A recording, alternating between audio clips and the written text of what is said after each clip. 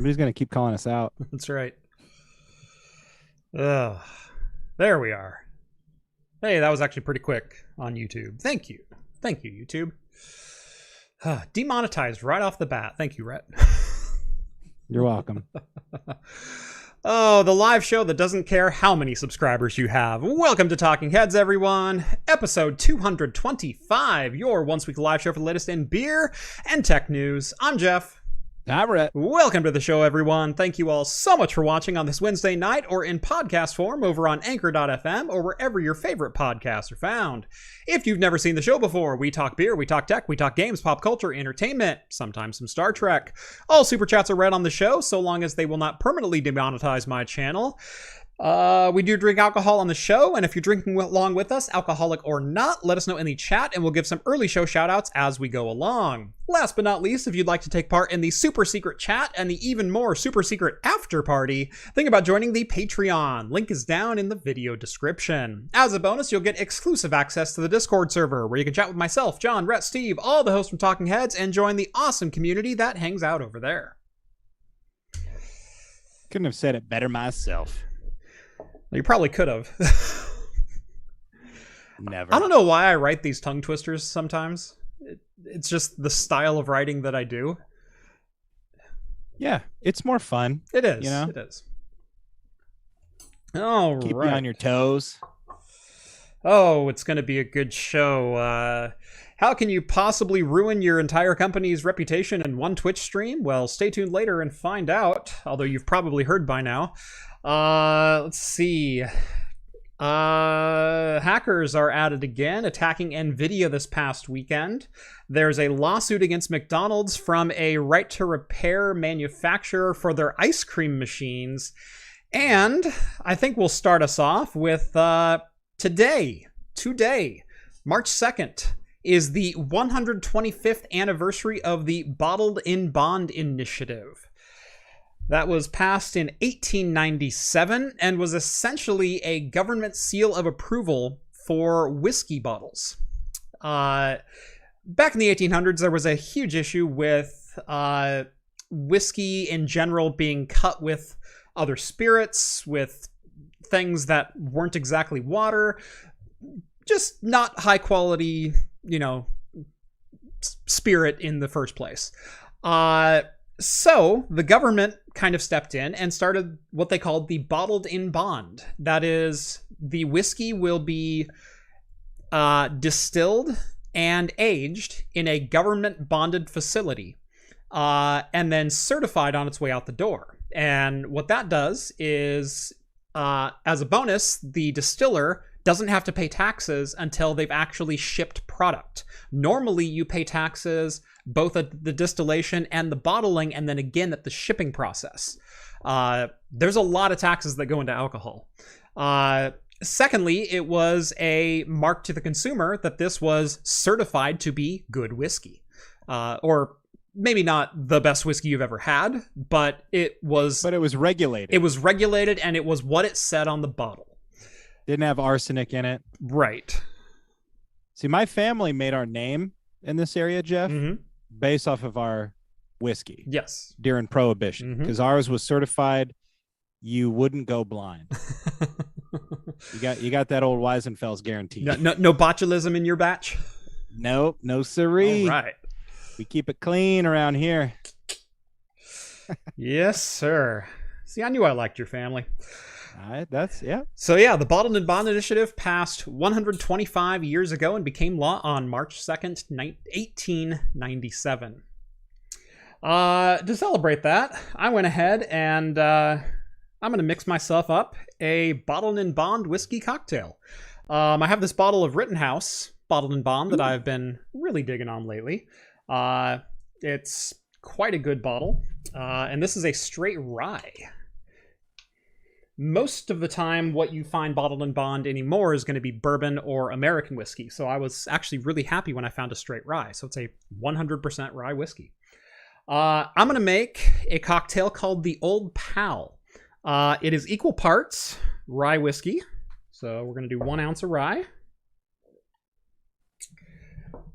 We're going to do 1 ounce of dry vermouth. In this in this case, I've got Martini and Rossi dry vermouth.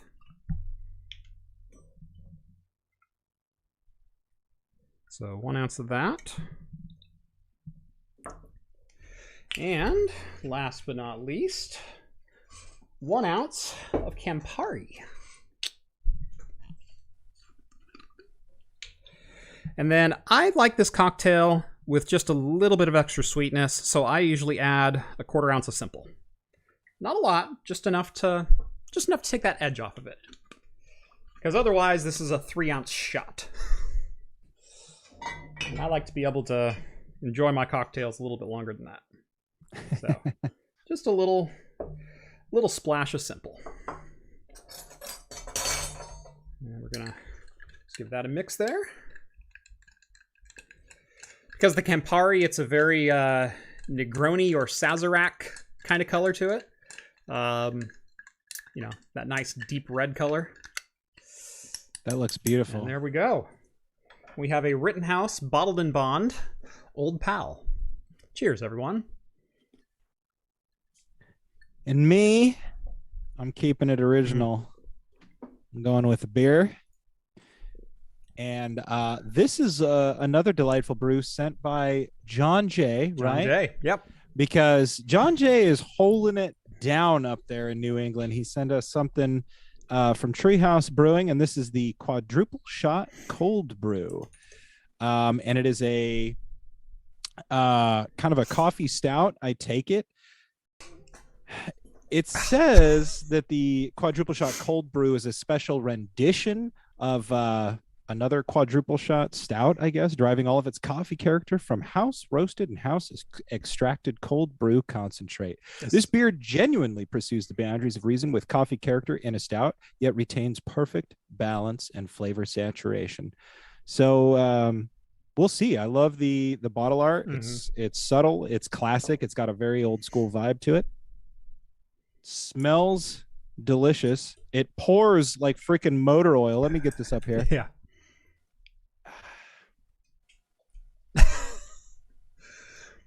Man, I've changed oil on Fords that wasn't that thick. That is bonkers, dude. Like it feels thick, it looks thick. And you know what they say, if it feels and looks thick, well, better spell it with 2 C's. That was a good one. Thank you. I have those every once in a while. Oh, let's see here. Woo! Yeah. Much sweeter than you think it's going to be, but of course it is a cacao cold brew here, so I'm sure that they're definitely leaning into the more chocolatey notes. Feel like I'm almost getting like marshmallow or something too, because it's really sweet. Very nice. Yeah. This is delightfully refreshing. It's very Campari. Honestly, the rye does get muted a bit in this drink. I mean, you're using a pretty strong liqueur and a fortified wine against even 100 proof, slightly overproof rye. The rye kind of takes a back seat to the vermouth and the Campari, but in this case, it's not a complaint. It's pretty solid. Nice. We do have a couple super chats, starting with Joshua sends over $25. Thank you so much, Joshua. Jeff just wanted to say thank you for being a dad tech nerd gamer and giving me something to help learn how to home lab. You're welcome. Thank you. I've got triplets due in 8 weeks. Holy good God. So I need a solid storage. Thanks for everything you do. Good sir. The best of luck to you. I now have 3 kids. I can't imagine getting all 3 at the same time. You got to space them out a little bit there. Right. I put 4.5 years between each one. So, man, congratulations. Good luck. I hope everything goes swimmingly to you and your family. But man. Oh. Woof. Parker sends over. Good luck, man. Parker sends over $10. Thank you very much, Parker. Sipping on some Wicked Weed Brewing Variety Pack. Cheers, guys. Cheers to you. Cheers.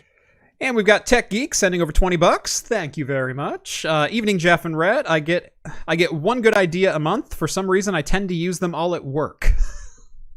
I feel that. Right? Red doesn't even have the courtesy to use them here. No, dude, I was just talking, occasionally I do counseling and things like that. And I was talking about having good brain days and bad brain days. And I don't know if this is just me, but like some days I wake up and I'm in a fog. It takes me a while to wake up. The thoughts come slowly. It's hard to be productive on those days. It's like, I know what needs to be done, but I struggle a little bit. And then there's days I wake up and like my brain is on fire and the ideas are just going by me a million miles a minute. And it doesn't matter if I have a foggy brain day or a fire brain day, because I'm the same amount of productive. Even when I'm on fire, it's like everything is just blasting past me. And it's like, I use the metaphor about like you see those people that go into the tanks with like the air is shooting up and the dollar bills are everywhere and they're trying to grab as many dollar bills. Yeah. Like, that's my brain fire day, but I can only grab like $1 right. every time I'm in there. So it's the same as a foggy day anyway. Yeah. Yeah. My gosh, what would you call that? My train of thought has so many different modes and crosses so many different state lines. There's different regulations for different times and when you can be loud and when you can't, and how many passengers are on board, and yeah. It's a good metaphor. Yeah. Thank you. I have one of those a day. And today it was that one. Right. You get train of thought. You get one joke, you get one metaphor. If I play my cards right, I'll get one good idea today too. Oh. Yeah. Day's not over. See what happens. You don't have to be that down about it. Day's not over, Jeff. Yeah. I wish it was, but here we are.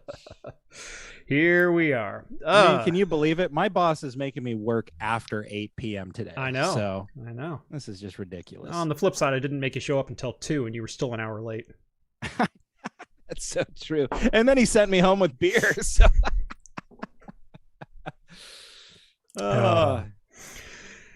where do I get that job? Yeah. Yeah, you want to try and flip the script on this? Yeah, freaking heck. Oh. I'll give you 80% creative control and I'll take the 20 and wait, no. No, I've got the good job. Yeah.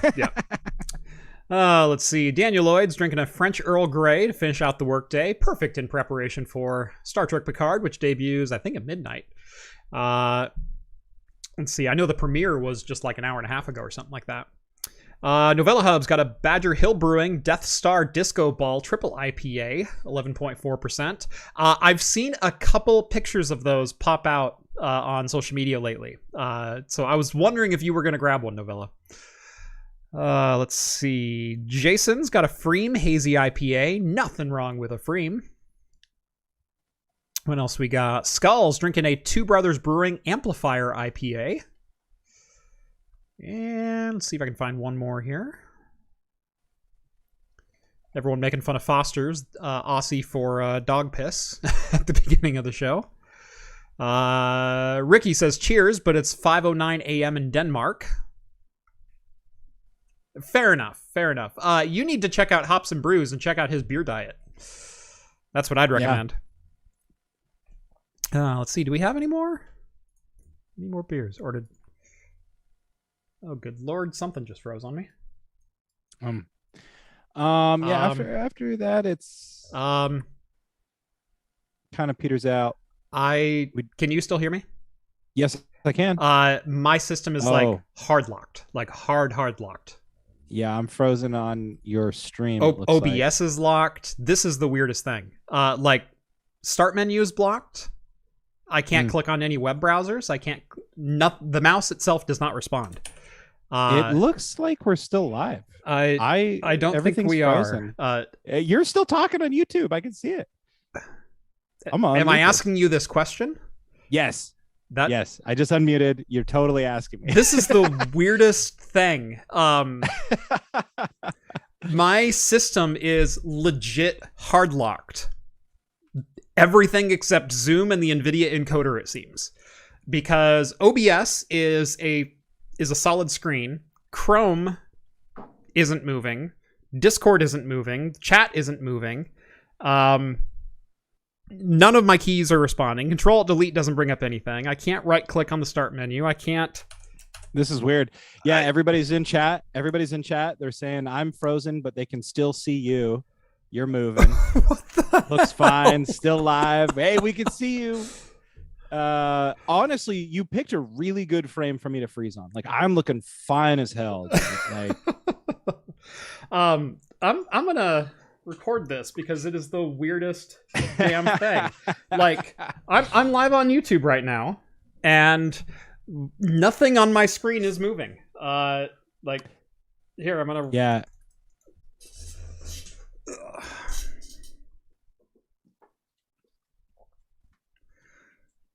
Okay, are we back? Just thinking about it. Do I gotta go to a new stream? No, it should just pick right up. There it goes. All right, we're back. I'm alive! Rumors of our demise were apparently greatly exaggerated. Fools. Man. Ugh. Nothing like a blue screen in the middle of a show to put you on your toes. Woo! And of course, something's been going on with my camera. So there we go. Every time Jeff drops a stream, you drink. Or, you know, when I don't, too. We're a party of winners around here. That's right. So, all right, guys, I'm leaving the chat show that I just had about Morrowind. We're coming back live on your screens. Thank you for this word from our sponsor, Rhett. Yeah. All right. Brought to you by Bethesda and ZeniMax. Yeah. All right. I need a drink. Oh, hello.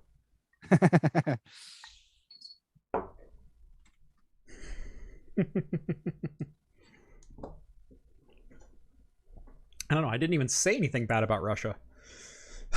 Oh, man. Still the stream goes down. Is that what it was, you think, dude? I don't know. Oh, man. They're out for us. Probably are. Okay. We do have a couple super chats. Yes. Let me scroll back up here. One. I think I can still see them. If not, Skull put it in the Battle Bridge. Yeah. Awesome.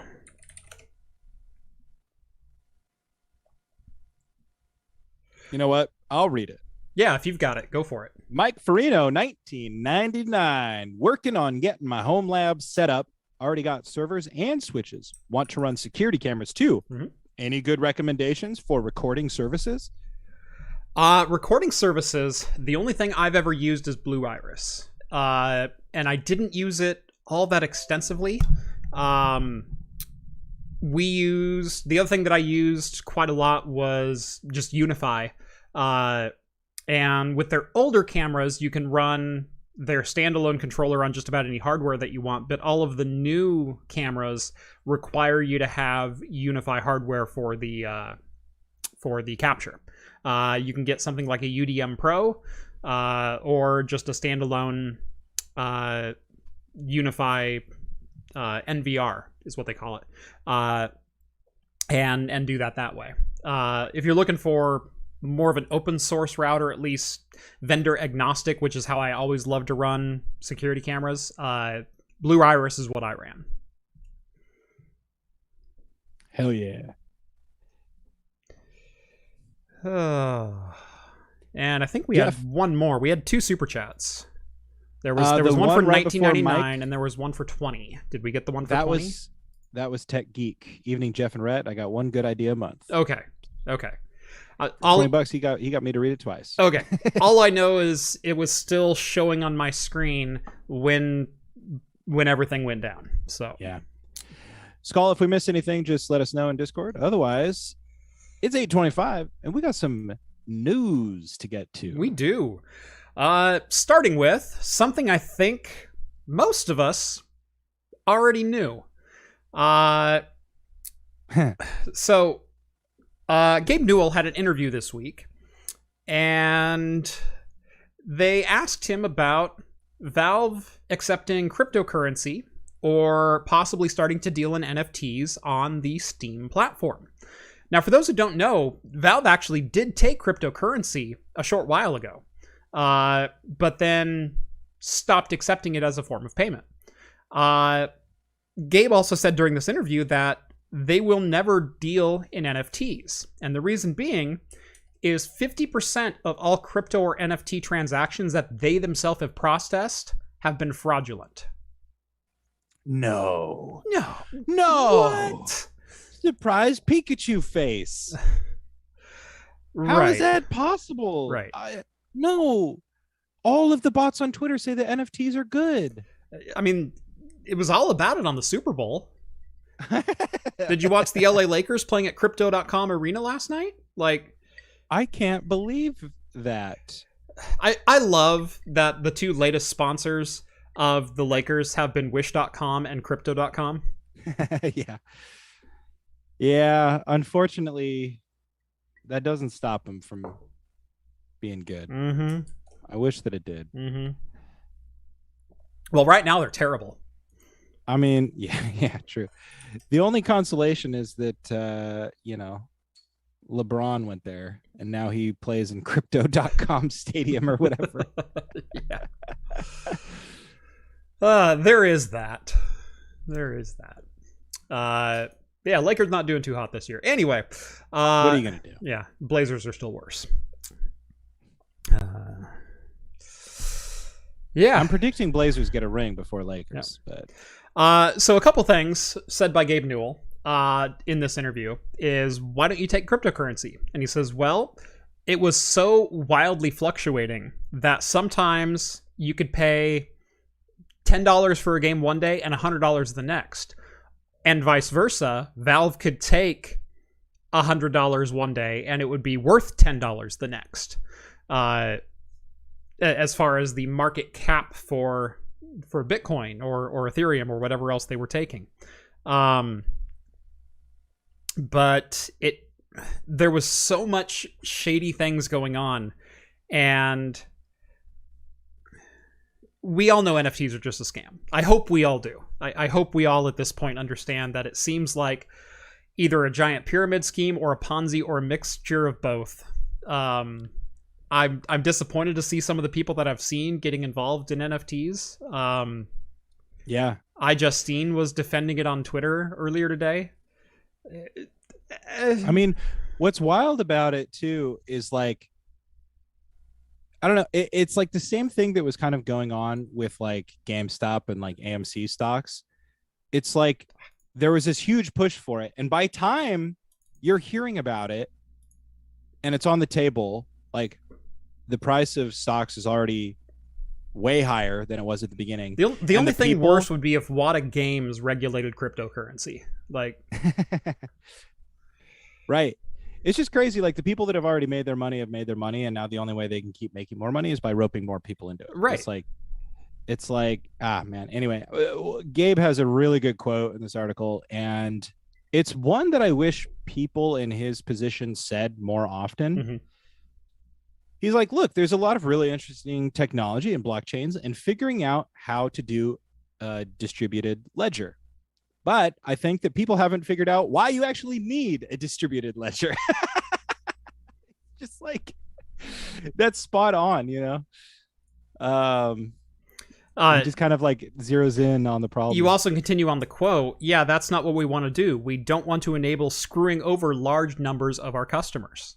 Yeah. Like, yes, it could probably make us some money. Yes, it could probably make other people some money as well. But if the end result is like 40% of people still get scammed out of money, that's a problem because that's 40% of our customer base. Yeah. So, I mean, you know how Steam keeps making money? It's like it almost looks the same as it did, 15 years ago.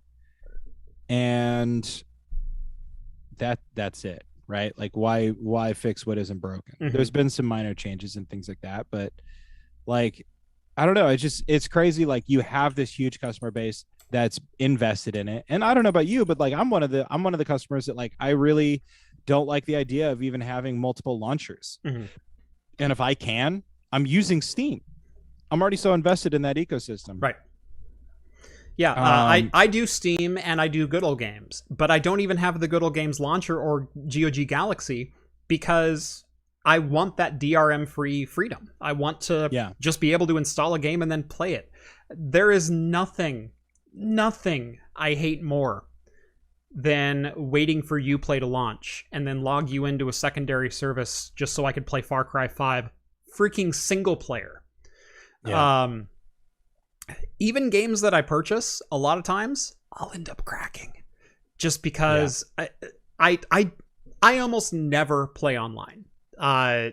There's a couple times that I do. I'll jump on, but it is so incredibly rare. I don't care if my Rockstar account gets banned for running a crack of Red Dead Redemption 2 or whatever else. You know what? I bought that game twice. Yeah, I'm gonna run a patcher for it and run it just DRM free. In fact, right now I have an installation of it that runs off my server. And so if I want to play it, all I do is map a drive in Windows and open the executable. Heck yeah. Yeah, but Cyberpunk is 90 files on GOG. Yeah, it's also one file on certain other sites. And make no mistake, I bought Cyberpunk. I bought Red Dead Redemption 2. I bought GTA 5. I buy every game that I play. Yeah. I also pirate them from time to time. Well, it's like the kind of the dilemma about like burning CDs, right? Like, it's like a lot of people view burning CDs as piracy, but there's a certain, I think with your license with CDs in particular, you are allowed to burn them for your own like listening or whatever. But there's also the ethical sort of thing. Like, if they're not losing money from me burning CDs, then what is the problem with me having, a cracked copy of a game that I already bought? Right. There's no ethical dilemma that I see. Right. Support artists and studios that you like. No doubt about it. If you like a game and you want to see more stuff like it, then you got to spend money. Yeah. Yeah. Here's a screenshot of my library. Now it's obviously cropped for reasons because I don't want you knowing my screen name on GOG. But hey, look, Cyberpunk right there. Controls over on this side. All the descents. And he's absolutely not shared any copies of Cyberpunk with anyone that works for him. Absolutely not. So he would never do that. Absolutely not.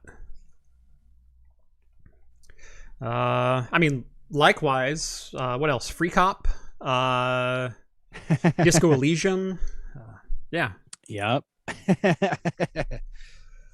It was for official purposes, though. So. Well, it's on company property. That's right. So that's right. That's true. Can you say that it's being shared? I don't know. Screen name must be Jeff. Damn it. How did you know? Shit, I misspelled it. I used a G. Used a G. Great. Now they know it's with a J. Thanks, Red. With an H. You fool. You fool. Why did you have such an easily breakable name?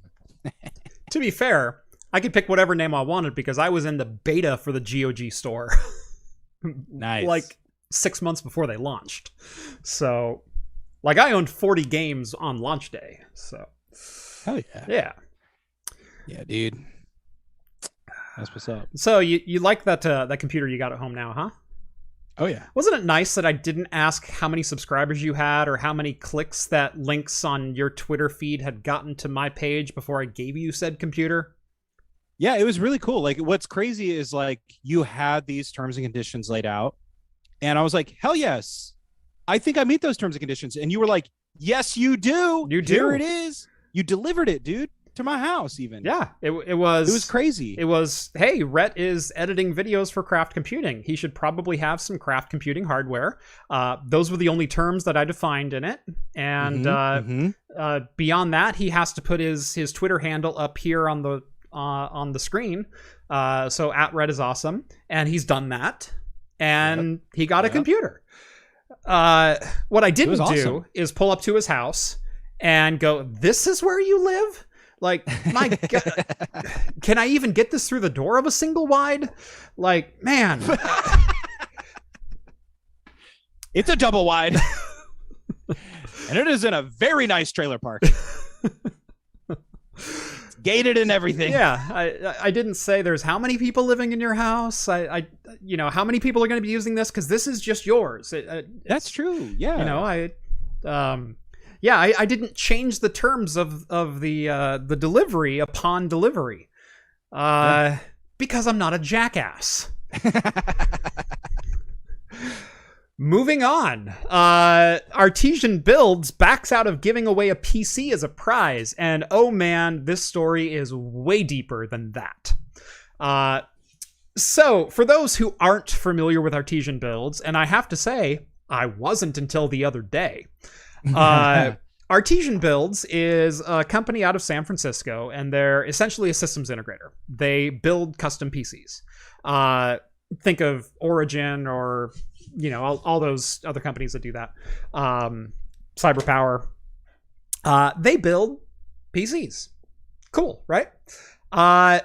Well, their core market is selling to aspiring Twitch streamers, aspiring game streamers. And they have an affiliate program that if you're a Twitch streamer, you can become an ambassador simply by applying. There's really no minimums for applying. And if you put the Artesian PC banner on your Twitch title page, you can be eligible to win a brand new PC on their once a month PC giveaway streams. Seems pretty simple, right? Right. It seems like very straightforward. Right. If this, then that. I want to be a part of that. That's great. Right. And help some small streamers out and whatnot. And Artisan gets a little bit of free marketing, whatnot. But everyone wins here, and it is an affiliate program. So if you make a PC sale, you do get a kickback from that, much like Amazon affiliate links and eBay affiliate links that I put in my videos. So everybody wins. Yeah, that is until Noah, the CEO of said Artisan PCs LLC, on his most recent monthly giveaway stream, this was on February 28th, so just 2 days ago, drew a number of different names. So rolled, and a streamer came up, and he's like, they don't have the banner. Okay, that's fair enough. Okay, let's roll again. Oh, this streamer came up. Man, they've only got like 1,000 subs. Let's roll again. Wait, what? They had the banner up. They had 1,000 subs. They are an ambassador. They had an affiliate link. Why no PC? Well, apparently there were rules that he was just kind of making up on the spot. Now, that's bad enough as it is. He came to a user by the name of Kiapia, Kiapiaa, who is a Twitch streamer and does stream semi-regularly and has been an ambassador for Artisan PCs for the last 3 months. Had the Artisan banner up on her page, and they drew her name. He then dove into all of the analytics and all of the reasons why he doesn't want to give her a PC. And they were things like, man, is 2,000 subscribers really going to get a return on investment for sending this $4,000 PC? Man, I mean, I know we said we'd give away a PC to anyone who met these criteria, but I didn't think that we'd lose money on this. Number one, right. It's advertising money, which means it's a full write-off on your taxes. Oh, wait, if he'd been paying his taxes, he'd have known that, but we'll get to that in a minute. Jeez. Zazing. So he goes, has 2,000 subs. That's kind of below what I want. Last stream was 3 days ago. I guess that's okay. They're not streaming every day, but I guess 3 days ago, you gotta eat. And then in the douchiest, Star-Lordiest, I don't even want to drag Star-Lord's good name into this. It just happens to be he's wearing that jacket. I know.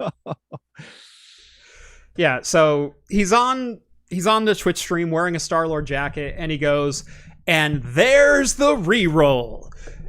And what he was meaning is, there's the reason I don't have to give this woman a PC. Yes, I knew I'd find it. And he goes, they've been an ambassador for 3 months. They have had 0 clicks. No one has clicked on that banner ad. So because no one has seen the glory that is Artisan PCs via her Twitch page, we're just gonna deny the prize. Yeah.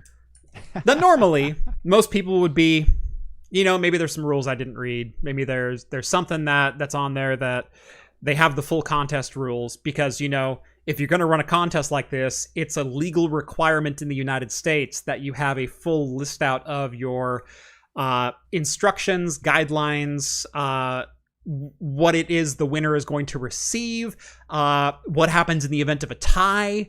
Like, there's a whole list of rules written by the FCC all the way back in 1938 that still apply today. And he broke basically every single one of them. The rules were not posted. He made up rules on the spot. Once you have announced a winner, that is a legally binding contract. If you're a radio station and you say caller number 9 gets a free CD, God, I'm dating myself right now. Caller 9 gets a free CD or tickets to go see Led Zeppelin in concert. If you answer the phone and the ninth person you talk to is on the other line, that is a legally binding contract. They must give you your prize with reasonable accommodations. Either you pay postage or you come to the station and pick it up. Like, that's how it works. I want my elephant. Right. I want my throwback. Pepsi Jet. That's another throwback. Remember when Pepsi advertised that for 1 billion points you can get a Harrier? They're not going to do that again. Yeah, why wouldn't somebody pick that? Mm-hmm. If you could get 1 billion points. But yeah. Well, someone turned it in. Of course they did. Yeah. I think it was 1 million points or 5 million points. It was something ridiculous that Pepsi went like, here's the bar so high that no one in their right mind would think this is possible. And a dude turned in them all. And goes, where's my jet? I want my elephant. So there's the reroll, and he's just so proud that he's sticking it to this lowly streamer who is just so pathetic. Like a measly 2,000 subs. Get out of here. Are we gonna make that like? Can we turn that into a slogan? Like, and there's the reroll. I think it already is because I've already started to see it like as replies to things on Twitter. And there's the yo, dude. And then building off of it, I don't know if you're cool with this, but I jumped on Twitter real quick to see, and they had pinned at the top a response. Oh, the response is gold. Did you see this? The letter? They have not only a letter, but a response video. Have you seen the video? I haven't watched the video. Oh my gosh. This is and here's the reroll, Jeff. He jumps on and from the office of the chief executive officer. During last night's live stream, I made a statement that has affected and hurt Kia.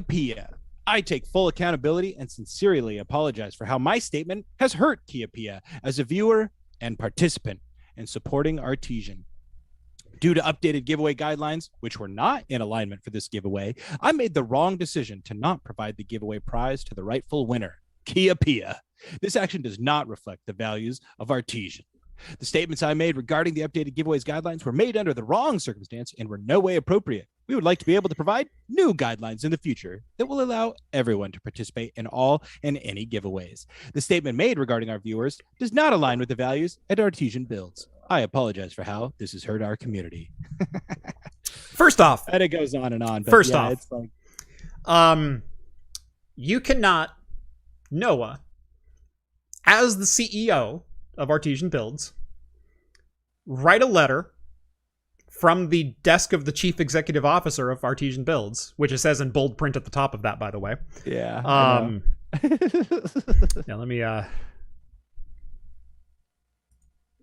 yeah, here. If you guys want to read here's it, a screenshot of it There from you the go. office Perfect. of the chief executive officer, Artesian Builds LLC. Yeah, you can't publish that and say it doesn't align with our core values when it was you yourself who was mouthing off on stream. Like, that's who you are. There's... Yeah, but he posted a 2-minute apology video. Number one, he looks drunk and or stoned in the apology video.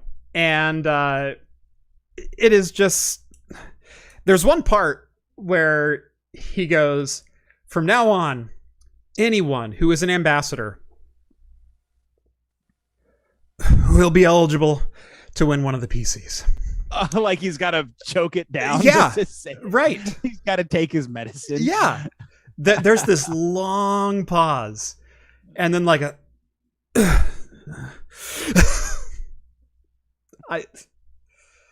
Yeah. So yeah, there is their response. Now, why are they responding like this? Who called them out? Well, user Kiapia jumped onto the Twitterverse and tagged them in a couple of different posts with links to the Twitch videos, which you can go watch right now. You are more than welcome to, and I highly recommend it. Let me see if I can find where that thread starts. Sorry, she's been very active on Twitter the last 2 days, so there's a lot to scroll through here. Dang. Here we go. Her follower count has skyrocketed. Oh yeah. In the last couple of days. No, she went from like 1,000 Twitter followers to I think she's at like 20,000 now or something like that. Good for her. Right. Like that's awesome. So anyway, here is the original tweet. If you haven't heard, Artesian Builds do not care about their small streamer ambassadors. They have monthly PC giveaways for their ambassadors. Great, right? Except they don't care for small streamers. I got chosen and they changed their rules last minute. And like I said, he went on for like 5 minutes belittling Kiapia and her followers and anyone who might possibly want to watch her. They were assuming, number one, that she was a man and then corrected. And then assuming she was international and then corrected. Like, it was just awful. Oh, and by the way, the best part about all this. The best part about this is at the end of the stream, people are already yelling at him on chat. Like, they are lighting him up on chat. And he goes, the contest has some guidelines and those guidelines had to be met. And, that pisses some people off, but, sometimes that's just the way it is. And, as a business, I can't just give a $4,000 PC to just anyone, to just any old buddy. That's a direct quote, by the way. To just any old buddy. Like someone who legally and contractually now won a PC from you and then you took it away from them. Yeah. He goes, this is a $4,000 PC, and, our sponsors, by the way, thanks to our sponsors, Intel and Pixio for allowing us to do things like this. Does anyone else realize that Intel and Pixio probably provided the parts for that build, or at least a good chunk of them? So number one, him saying $4,000 PC, I would guarantee is the retail price of the graphics card that they're putting in here right now, which is, probably, let's say a 3080, so like $2,000. And you got given parts by Intel and Pixio, and you're sitting there as a business who still gets to write off 40% of this on your taxes. Oh, wait. And and going like, I just can't give this away. You were given the hardware to give away. Right. So she said on Twitter, by the way, that she had 150 followers on March, or before it all happened, okay, which would have been the end of February, right? Or March 1st or something. Okay. And now she has 18,000. Yeah. So that's great. I hope she has enough followers now, Noah. But this story does have a happy ending. Well, we'll get to the happy ending that is Noah here in a minute. But if you haven't seen it already, immediately Jay's 2 cents reached out, and offered to build her a PC. Just straight up. We'll build you one and send you one. I don't even care. So the video is live. You can go watch it. Holy crap. They're amazing. Or the build itself is amazing. It's a Ryzen 5950X, a 3080 Ti, 32 gigs of DDR4, all in a very nice Corsair chassis. It's got light loop fans all around, and it's a gorgeous PC. 2 terabyte NVMe. So yeah, if you haven't seen that video, of course you got to make it through the ad first. We are Woody. Good Lord, go away. Yeah. Yeah, here we go. So there's the PC in the background. I don't want to play too much of the video to... Oh, that... Wrong video. God dang it. There it is. So yeah, Jay goes through, builds her a brand new PC. Like, good on you, Jay. That's why you're the baller. That's why you're the best, man. So... yeah, if you haven't done so already, go follow Kia Pia. I didn't even have the slides up for this, but apparently, as of today, like literally today, Noah and Artesian Builds is now has their business license suspended in the state of California. Because they haven't paid their taxes in 2 years. Yeah. So if anyone wants to go register the name Artesian Builds LLC, it's available right now. Just saying. But yeah, I think the end of this story is don't be a jerk. Don't think you're better than everyone else. Everyone came from something. Everyone worked to this point to get where they're at. Or maybe had more and lost it, or whatever else, whatever the case may be. 5 years ago, I didn't think I'd be doing this. Right. Well, what's interesting is how far like a little bit of generosity goes. Totally. And like maybe it wouldn't have been like, let's just for a moment entertain the idea that maybe it wasn't the best financial decision or whatever for Artesian Builds, but like you're still setting somebody else up under terms that you set, you know, like, I don't know. There's just something to be said about being generous, sharing your time and your expertise and your resources with other people, especially like when we're all sort of like, you know, as far as like content creation and like all this, like we're all really in the same boat. You know what I mean? And it's like, I don't know, at least in my opinion, it's like when one of us is doing well, it just means good for everybody else. Yeah. And maybe that's a radical concept, maybe not, but it's like, especially when you start getting into like specific, you know, niches and sub niches and all this type of thing. It's like, dude, this woman was supporting your stuff, and just because it didn't have any clicks, like I don't click banners on stuff. Yeah. Like you can't quantify how many people saw that banner by clicks. I don't know, man. It's just wild. It cost him nothing, and it meant the world to her, and now it's kind of vice versa. Right. You know, like by the way, they reached out to Kia and said, "Hey, we'd like to go ahead and give you that PC anyway." And she said, "No, thanks." Good. Like, good for her. Yeah. Well, she's already set up bravo. With Jay, and then and to tell you how well their marketing dollars were working beforehand, I'd never heard of Artesian Builds until this. Right.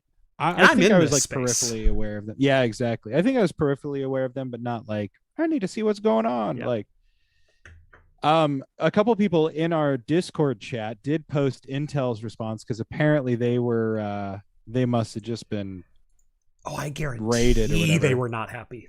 Holy crap. And Intel Gaming tweeted out, Yeah. thank you to the community for reaching out to us. Intel Gaming values inclusivity for all content creators, and we aim to support the gaming community as a whole. We'll continue to make partnership decisions based upon what allows us to reach all communities through our products. We strive towards welcoming streamers of all sizes to our programs and do not agree with recent negative comments directed towards small streamers. We're reaching out to relevant parties to address the situation. And that was a really key thing. And I think that was kind of a cool thing about Kia Pia is like, so even though she wasn't a huge streamer and didn't have like an enormous following, like she was really sticking up for like her viewers and the people that do watch. Totally. And because he's sitting here saying like, well, they didn't do this, or, are they really watching if they're not clicking and all this sort of stuff. And she's like, you can't say that about these people. Like, which I thought was kind of cool. And that's the thing, like even small streamers, like, we used to stream as part of our game dev thing, and it's like you get the regulars come in, and even if you only have like 10 or 20 viewers at a time, like those people that are spending their time with you, it's like, so that's kind of cool. I dig that for her. Right. Yeah, absolutely. And like I said, we all came from something, and 5 years ago I certainly wasn't doing this. Right. In fact, it was 5 years ago this month that I had the idea to do this, and not until July of that year that I actually did something with it. So, and here it is, not only my full-time job, but Rhett's as well. Like 2017, 2020, we all come from something. And yeah. The upstairs of a bar. Yep. You know who else doesn't care about, oh, of course. Well, what is it? The products and services of our next sponsor? It is. If my Google Drive hadn't been signed out again. It's the problem with having like 4 Google Drive accounts is sometimes you'll get all of them open at the same time and they start kicking the other ones out. Anyway, I think I can do this. You know who doesn't care how many subscribers you have? Today's video sponsor, Linode. If you've ever needed to host your own servers, whether it be for home or business use, but don't have the resources or time to invest into hardware, power, cooling, space, why not let Linode host them for you? If it runs on Linux, it'll run on Linode. That includes most of the tutorials you've seen on my channel, like how to run your own ad-blocking recursive DNS server, VPN gateway, your own cloud-based Plex server, and more. With shared CPU plans starting at as little as $5 per month and scaling up to as high as you want to go, you'll be able to find a hosting plan that fits your needs. And even if you do host your own servers, you can always use Linode to keep a backup off-site. Because remember, RAID is not a backup. Linode was also the first alternative cloud provider to have NVMe storage available in all of their data centers. That's right, NVMe block storage is now available in all 11 of their global data centers starting this last September. Best of all, their storage rates will remain at the same low price they always have been. Visit linode.com/craftcomputing to get a $100 60-day credit just for signing up for a new account. That's linode.com/craftcomputing, and thanks again to Linode for sponsoring today's episode. Thanks, Linode. Thanks, Linode. You guys are the best. My pantry appreciates it. Pantry, are you aging him? Yep. Okay, good for you. Good for you. What can I say? I don't mess around. Mm-hmm. By the way, we did miss a super chat. A couple super chats way back. Let's make sure. So we did get one more from Mike Farino. He says, thanks. Always enjoy the content. He's thanking us for reading his super chat that we almost missed. And that was for $9.99. Mike Farino, thank you so much. You didn't have to do that again, but we absolutely appreciate it. Your money goes a long ways towards paying my bills and Jeff's. And keeping me in some delightful beverages. That's right. The next super chat comes from Mickle546 for $10. Thank you, Mickle. They say Michael? I don't know. Mickle, Michelle? Pickle. 546. Thank you. Yeah. Glad the stream seems to be stable now. Woo! Don't know if you saw my PM in Discord. Interested in FOSS software deployment solutions for Windows. I'm setting it up for work and thought it'd make a cool Video. FOSS is free and open source. Free and open source. Yep. FOSS software is a little redundant because it's free open source software. Hell yeah. Well, the redundancy is my middle name. It's the ATM machine, you know? There's a reason they call me Redundant Rhett. I think I might have missed that, so I will go back through my messages and check, because I don't remember that one coming through. Usually, if I haven't responded to a message, I will leave it unread until I go to take action on it. Otherwise, I will forget about it. So maybe I clicked on it and then forgot about it. So, sorry. Maybe he didn't tag you in it or ping you in it. If it was a DM, then that's on me. Oh. Patrick sends over $5, helping keep the lights on and my fave Nerd Cave show going. Or Nerd Show going. Thank you. I guess it is a Nerd Cave show, too. I am in a basement. That's true. Nerd Cave Fave show. Yep. Nerd Fave Cave show. Thank you, Pat. Appreciate it. $5. And we just got another one from Novella. Sends over $5. Here's some money for Hops and Brews for his transition from solid food to liquid. He doesn't need it. Did you see his fridge? I did. It's good to go. I did see his fridge. Not only that, he bought 2 cases of that Bavarian beer. Yeah, the Weihenstephaner. Yeah. So I think he's doing just fine. Yeah, he's great. Yeah. Well, not that stuff's necessarily that expensive, but I guess if you're getting it, like, you know, there's the European shop in Mount Angel that's I think you probably get like, I don't know, I guess a 6-pack of that would be more than $10, but I don't know. And when you're drinking a pint for breakfast, lunch, and dinner, like, yeah, okay, I underplayed it here. I mean, it's coming all the way from Germany, so I'm pretty sure Weihenstephaner is like one of the oldest operating breweries in Germany. Could be wrong. I've probably said it wrong 6,000 times by now, but here we are. Oh, it is Mickle. Nickel with an M. Mickle. Mickle 546. All right. I will try to remember that for next time. Yeah, I'll remember it. Yeah. Spoon. Okay. $5. Again, more money to buy liquid honey for the Hoppy Bunny. There we go. Why is Hops getting all the money tonight? He's not even on the show. What the hell? He has a job. Yeah. Right? Before this gets away from us, I need to open up my second beer. Yes, please. And it is another one from John Jay, if I'm not mistaken. No, this one I bought. This one Jeff bought. I did. God bless you, sir. Well, I totally ruined it. I can get good beer too. You did tell me though you hadn't even heard of New Image Brewing, so I haven't either. Full disclosure, but it's the hella fantastic double India Pale Ale, and the can art looks delightful. I'm excited to drink it. They got bright and juicy malt, barley, wheat, flaked wheat, hops, and good Lord, other stuff too. So we'll have to see how it goes. It is 8%. I don't know what with phantasm means. Phantasm. Is that a strain of hop? I don't know. They kind of do it like the cryo hops from like Ninkasi does. Interesting. You know? With phantasm. So, I bet it's a hop strain. Double IPA with phantasm. So phantasm. I don't see anything about, phantasm hops, but yeah. It's only one way to find out.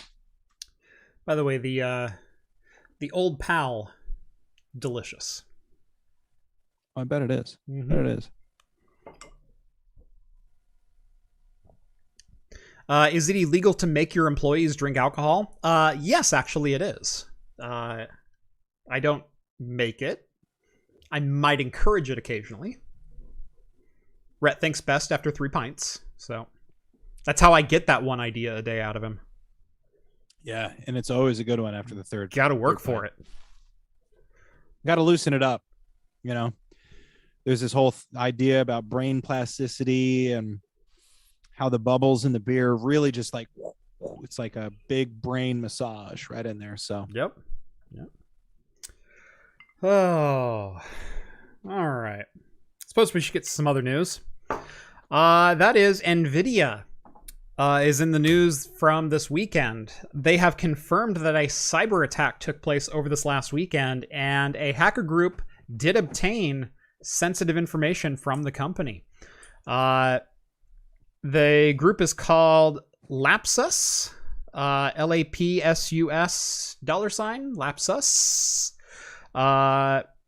They are claiming responsibility for the incident, and NVIDIA has confirmed they do have sensitive information. The Lapsus group has released some of the documents. Some of them are employee credentials, and in fact, just yesterday, I think it was, they released the source code for DLSS, and not an old version, like the brand new version, 2.2.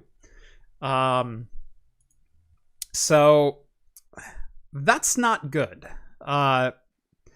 Now, hacks like this, they happen. When you're a large multi-billion-dollar company, you are going to be subject to both espionage as well as blackmail, and it seems NVIDIA is being subject to both right now because they are demanding, interestingly enough, that NVIDIA start making open source drivers available for their graphics cards. I can tell you open source drivers are probably never going to happen. But I just like it if we got some decent Linux drivers. Like, that'd be fine with me. Not that holding a company ransom is really a good move. And I had this talk with Rhett very briefly before the show about how do we as an outlet even cover things like this, because there's definitely information that we could talk about. Oh yeah, thank you for swapping that red mic cover. Well, somebody said it's ripped, it's bothering me. I know. How do we even cover stuff like this? Because there's going to be leaked information about things within DLSS or potential upcoming products from NVIDIA or this or that. If it comes just from a leaked source, if it comes just like a normal journalistic leaked source, I think it's okay to talk about. We have pictures of the new iPhone, so yeah, sure. If it's something that is dated, like significantly dated, like think of the mega dump from Nintendo, where we had access to the Mario 64 source code, among a bunch of other stuff. Yes, that's intellectual property, but it's intellectual property that's 26 years old at this point. Like, it's not exactly groundbreaking technology, and Nintendo, while they still use Mario, they're not using that exact same render of Mario anymore, nor much of the same tech. So I think from a historical standpoint, it's okay to cover stuff like that. When it comes to diving into the DLSS source code or looking at hints of things that might be, like the one example that I saw that led me onto this news was people were speculating about references to an unreleased NVIDIA mobile chip that they think could be targeted at a Switch Pro. And I went, that's not information that anyone should have right now. And I don't necessarily feel clean talking about it or speculating about it. Right. Especially because that information is being held for ransom in front of NVIDIA. And I know, think what you will about NVIDIA or business practices or anything else. Journalistically, I don't like it. I don't have to like it. I don't have to think it's fair. So I don't necessarily know that I want to cover a whole lot about this. Right. I did put a couple links below if you're interested in some of this subject matter. And I think years from now, it could be interesting, but it reminds me, there was a time that companies, like large multi-billion-dollar companies, would spy on each other to get the upper hand. This happened all the time in automotive. This happened all the time in food processing. This happened all the time in a bunch of different industries. This happened all the time with cola. you all may not know this, but the cola wars were pretty intense back in the day. Intense enough that a former Coca-Cola employee stole or obtained, shall we say, the recipe for Coca-Cola. The full thing. They then contacted Pepsi and said, I have the formula. I'll pay it. I'll give it to you for $1.5 million. Now, Pepsi, being Pepsi, would have been like, man, if we could recreate Coke's taste in like a secondary brand and bring their brand down, like imagine what that could do for Pepsi as like the premium cola now. Like, sure, why not? Well, why not? Because it's illegal. You illegally obtained that information, and that is intellectual property, and so on and so forth.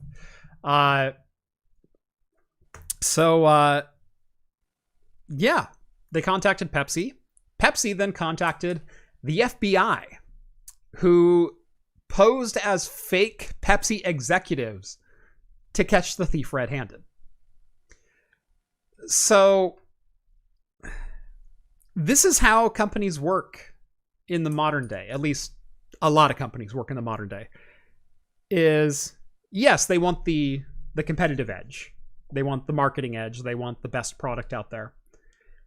But they're not going to pay $1.5 million to some rando on the street to get a formula they probably already have. Nor are they ever going to use that in business because, man, the lawsuit that could come out of that. Yeah. And yeah,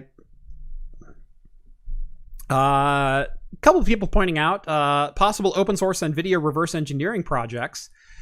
Well, they have the source code for them now, but here's the problem. Now that the source code is potentially released, now they have not released the source code itself yet for the drivers. They've simply said, look, we have the source code for DLSS and we have some employee credentials that we can hand over, but we're asking for more. And we have more information that we can give up if you don't comply. The problem is, and I think Kren hit this on the head, it actually hampers efforts to reverse engineer an open source NVIDIA driver. Because reverse engineering is not a crime. You can reverse engineer something and make it work another way and make it work with things it wasn't intended to work with. You can hack hardware. You can hack software. So long as you do it without using any intellectual property from the company in question. That is, the people who decompiled The Legend of Zelda 64, they did what's called a clean room approach. That is, they have a cartridge, they dumped said cartridge, and then using decompilers and a whole bunch of other tools, they decompiled it into human readable C code that could then be recompiled into an executable on a PC. It's a long and exhausting process, but completely legal. What's not legal is if they had accessed the Nintendo Mega Dump and found a source code copy of The Legend of Zelda Ocarina of Time and then simply use that as a code base. That is using intellectual property that is totally illegal. But doing it yourself is actually okay. So, yeah, the fact that a driver source file exists out in the wild may actually hurt the effort to create an open source driver, because NVIDIA can't know without reasonable doubt that those source code files were not used in the creation of an eventual open source driver from the community. So they now have takedown rights for some things. And in the case of copyright infringement, intellectual property theft, and stuff like that, it really is guilty until proven innocent as far as Digital Millennium Copyright Act goes, because they can DMCA anything with reasonable suspicion. And it's up to the defendant in that case to prove that no infringement took place. Yeah, that's the way the Copyright Act is written. Why do you think YouTube is such a mess? Which is why they're asking NVIDIA to make it open source. Yes, I know that's one of their demands, but do you really think NVIDIA is going to just release their drivers open source? Oh yeah, here you go. NVIDIA, one of the most closed companies when it comes to software and the open environment. I mean, they're not going to do that. There's no way they're going to do that. Yeah. Yep. Well, there you have it. Mm-hmm. Now, I hadn't finished opening the rest of my notes, so let me find that. Speaking of ethical hacking, here's a great story. There you go. That is that an ice cream machine hacker, which I don't necessarily like the title on this one, because I think ice cream machine hacker is a little nonsensical in the terms that this goes in, but it's still kind of a hardware hack, so we'll get into it. Ice cream machine hacker sues McDonald's for $900 million. Hey, Rhett, you ever go to McDonald's on like a Tuesday afternoon and you go, gosh, you know what I really want right now? A McFlurry. Hey, can I get a large Heath McFlurry? And they go, sorry, our ice cream machine's broken right now. Strangely enough, Jeff, not only does it happen on Tuesday, but it often happens on Thursday. Mm-hmm. Sometimes even Saturday and Sunday. Yep. Monday, Wednesday, once even on a Friday. There's being down for maintenance, and then there's being down for maintenance as often as the ice cream machines at McDonald's are. So often, not only has it become a meme, as far as, I'd love to get a McFlurry one day if McDonald's could ever fix one of their ice cream machines. They also have someone wrote a dedicated app to tell you which McDonald's have working ice cream machines right now. Like, that's a tool you can download and use to find yourself a McFlurry any time of day. At participating locations only. Well, the reason the McDonald's machines were always broken was McDonald's and their franchisees basically were in a locked supply chain with, I believe it was Taylor Appliances. Taylor Appliances makes a number of appliances for McDonald's. They also make the ice cream machines. And Taylor is supposed to be the exclusive repair outlet for McDonald's franchisees. So, ice cream machine breaks. You give Taylor a call, and 48 hours or something like that later, It definitely ain't 48 hours. Right. Whenever a tech shows up, they take apart the ice cream machine and they place whatever part it is or undo what jam has happened, and wham, bam, boom, you're making McFlurries again. The problem is when you're a franchisee, that is, you own a McDonald's location and pay a franchise tax so you can have the golden arches above your roof and sell McDonald's products and take part in McDonald's supply chain, is you may not have 48 hours to wait because your business kind of depends on your stuff staying up and running. So there was a company called Kytch, Kytch, or Kitch. I'm not sure which pronunciation. I feel like kitsch makes more sense. Yeah, because they're like in the kitchen, you know. Yeah, Kitch might be it. Who knows? Yeah. No. Anyway, Kitch is a 2-person startup that developed a board that you install into the ice cream machine with a couple of jumper wires, and it essentially intercepts the control calls as well as the error codes that are being sent between components in the ice cream machine, and via a web interface or smartphone, you can log into that board, read the error codes, and then also get instructions on how to fix whatever the issue is. So using a third-party product, you can keep your machine up and going indefinitely without having to wait for authorized repair. This sounds very familiar, doesn't it?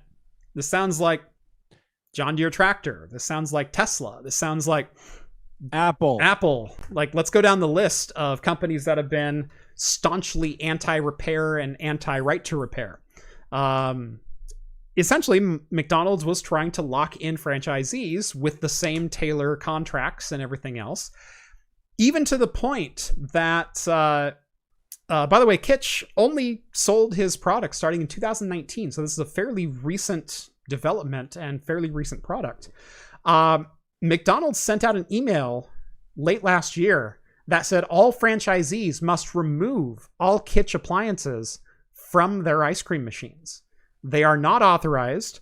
They will also void the warranties of the ice cream machines.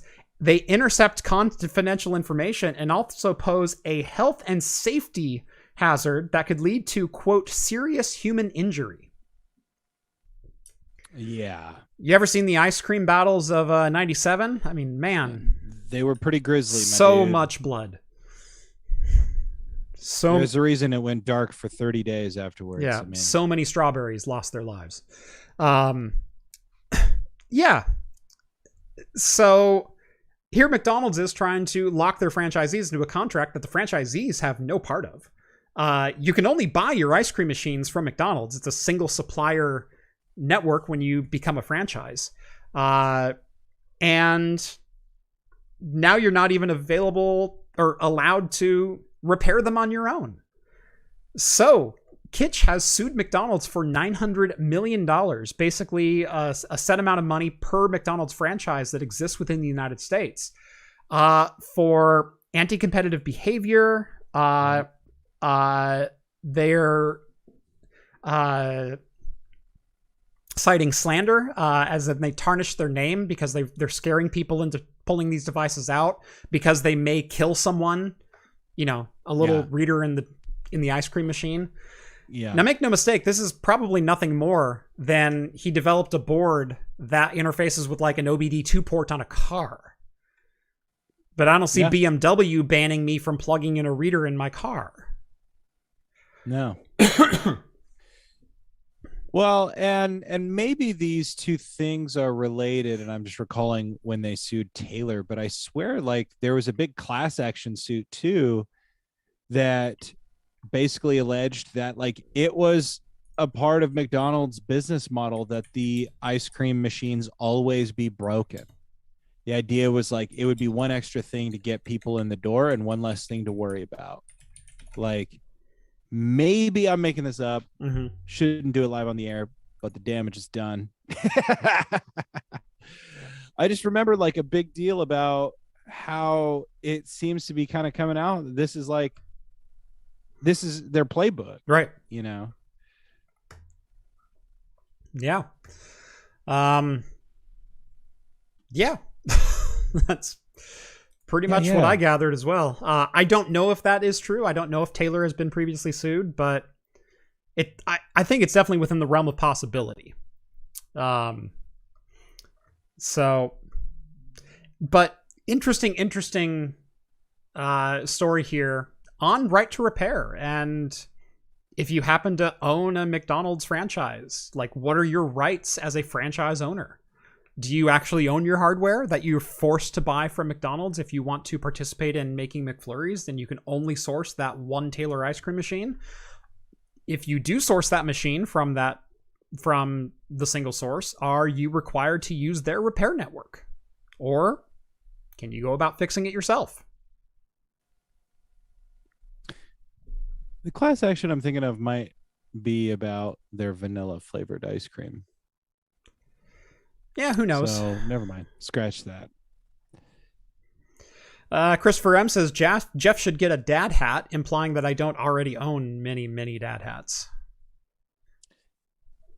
Which one would you like to see? I've got the full brims. I've got the flat caps. I've got a lot of hats. I like hats. Hats are just a dad thing in general. Yeah. So. Yep. Oh, where are we at now? Rivia. Rivian. I don't think I typed the whole thing. Rivian, the truck company. I remember seeing the advertisements for Rivian come out. 2018, I want to say 18. And basically they were trying to beat Tesla to the punch of creating an electric truck, and a fairly versatile electric truck. 500-mile range, like 450 horsepower, four-wheel or all-time all-wheel drive, like tons of great features, as well as being very well equipped. You know, you can buy a barbecue to put in the side of your truck where the gas tank normally sits. Like, there's a lot of cool features on this truck. It was supposed to come with a base price of $67,500, and beginning, again, I believe it was in 2018, for just $100, you could reserve a truck for yourself. And when it was available, you can apply for your financing and go buy your truck. Lots of people did. I did not. But lots of people bought at that price point, or bought the larger truck with the larger batteries and all-wheel drive and everything else for the $79,000, almost $80,000 price tag. Which means after dealer fees and whatnot, you're looking, you know, $82,000 for the high-end model. And a lot of people have been waiting for these to come out. Rivian's also teased some other models. They've teased a car, they've teased an SUV. But thus far, they really haven't shipped their trucks. Well, Rivian, the other day, announced that they are now hiking the price of the entry-level truck by $12,000. So if you had pre-ordered one, you're actually, if you want one, you're required to pay the additional $12,000. So instead of $67,500, your bill will now come to $79,500 plus destination fees. And this has caught many customers a bit off guard and a bit ticked off. Some of them, the likes of, hold on, let me pull up the Twitter link here. You might know him as Mr. Jerry Rig Everything, but Zach over at Jerry Rig, price of his Rivian pre-order went up $10,000. His original price was $90,000. Quinn also purchased a pre-order for a Rivian truck. His went from $85,000 to $103,000, so $18,000 increase. And they're not the only ones. Like, everyone who pre-ordered this truck is getting hit with this news yesterday and today. Look, I understand things being what they are right now, with chip shortages and shipping delays among the entire infrastructure at every step of the way. Things are a little bit more expensive right now. And I'm not saying that Rivian should either pack it up or just sell the trucks for a loss because they promised them for said price. Like, when you're pre-ordering something as large and complex as a car, I get that logistical impacts may result in a higher ending price than you're anticipating. I mean, I've been following a number of different independent car manufacturer projects for years. And, you know, it's always fun to see, you know, starting price of $7,000. And then all of a sudden they're like, oh, I think we're going to be more like $9,500. Mm-hmm. You know, and that kind of thing happens. 12,000 is a bit to stomach, especially when you're considering that they start at 65. Like, yeah, that's a pretty hefty increase. That's almost 20%. Well, and, you know, to be honest, I don't know much about the company Rivian, but when you can open a newspaper or scroll through your news feed in the morning and see that big companies and manufacturers and service providers are just kind of raising their prices under the guise of quote unquote inflation and low supply and everything else. Like, strangely enough, they've never used inflation as an excuse to increase wages. right? I mean, it should, Right. some places, what's crazy to me is like, if you work in the public sector, like often they give you a cost of living increase, but it rarely ever keeps up with actual inflation. Nope. You know what I mean? And then if you look at the inflation that we've suffered in just the last year alone, Yeah. the cost of living is like 2 times less than it needs to be. Yep. It's like it's garbage. So naturally, we're all suspicious Mm-hmm. of companies when they do this. $12,000, really? Or are you just saying, hey, there's a global electronics shortage? If you want it, you're gonna have to pay for it now. Right. Right. But 20%, how in the world did you underestimate your own price by 20%? Like I don't even understand that. Yeah, I would say that maybe they didn't. I don't know. I'm not saying that that's the case, but if you are interested in buying one of these vehicles and you've already like prepaid, I would definitely be looking very closely at their reasoning in the coming days and weeks. Yep. I mean, profits for CEOs and the people at the top are at an all-time high, and wages are stagnant. And a company trying to make a functional and competitive and dare I say maybe even luxury freaking electric vehicle, they probably want in on the action. They made their prices before inflation took over. I don't know. We'll see how it plays out.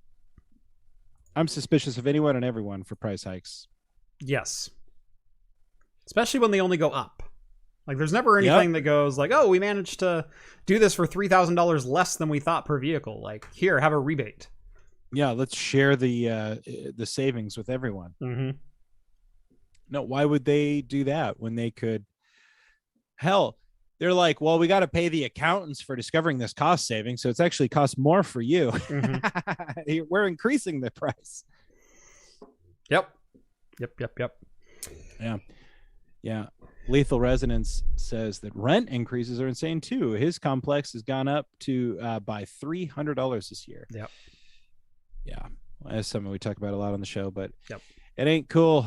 And unfortunately, that's kind of why I was forced into buying a house sooner rather than later. I feel like a boomer when I say this, but I went to community college and paid my way while working 32 hours a week at Walmart and had my own apartment. But my rent on my apartment was $415. Yeah. Like... Oh yeah. Right. That same apartment complex is $1,100 today. Yeah. Yeah. Me and my roommate split a 2-bedroom for $600, and I think I saw an ad for it the other day, and it's like 14 or 15 $100. So it's like, right up there. It's crazy shit. Scrutinize your price increases, folks. We do have a couple super chats before we get to the next story, as we're kind of moving out of tech news here.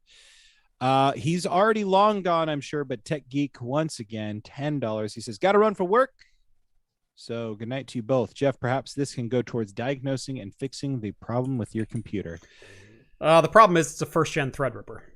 So, and I've been wanting to get another platform in here. I was running a 7920X for a long time. It was a delitted unit, and even with delitting and running a really beefy cooler on it, I wasn't happy with temps, and performance was a bit and I need an HD or high-end desktop HEDT for running all the capture cards that I do. I've got 2 capture cards that require X8 slots. I've got my graphics card. I've got a 10 gig network card in here. It's like, that's 4 X8 or X16 PCI cards that I've got in here. Plus, I have like 3 NVMe drives as well. I use all of that. But yeah.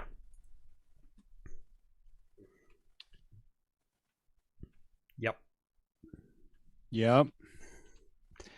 Maybe one day. Maybe one day. Maybe I'll get, a Threadripper, 4th gen or something. There you go. A boy can dream.